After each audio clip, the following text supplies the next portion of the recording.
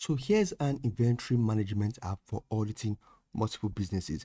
Now, this is an inventory management solution that's tailored for a client or really just an auditor who manages multiple business like small hotels, pubs, golf club. It really just depends and it expands really far like saloons, lounges, like mechanics, right? And what they're doing is tracking the inventory, the cost item, the selling item, and updating it. So it's kind of like auditing everything and forwarding it to the management of his organization, right? So he's just supposed to go there, get data, organize everything, and then send the report back to his management, right?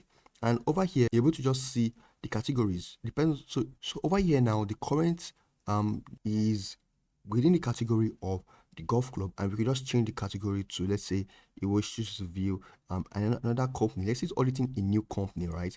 For instance, the Argentina launch, and he's able to just see the categories and he's able to just go further and make a audit for this, right? Now here's the total inventory he has, and let's say we come to work. Now work once a week or once a month, it goes to a company and create a new batch. Now the idea of the new batch is to say, okay, this is a new set, and it's not, we're not going to cancel or update the previous set. We're just going to create a new set that we used to compare with the previous set, and that's what this batch is for. Let's say we are viewing as Texas Golf Club. We've been able to have batch A, batch B, batch C. You could add a new batch with batch C.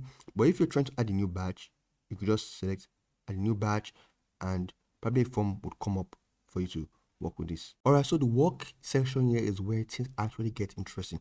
And this is where his main job focuses on, right? So let's say he's working on a batch. Let's say he wants to update or he wants to add a new record to batch he did like the previous 5 days, the previous 5 months or so, right? You could just, and let's say that batch is among batch A. So you could just come to batch A and select an item or an inventory in the batch and just update the current data here, right?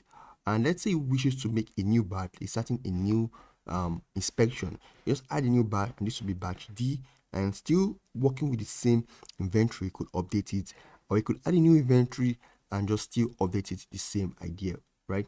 And when we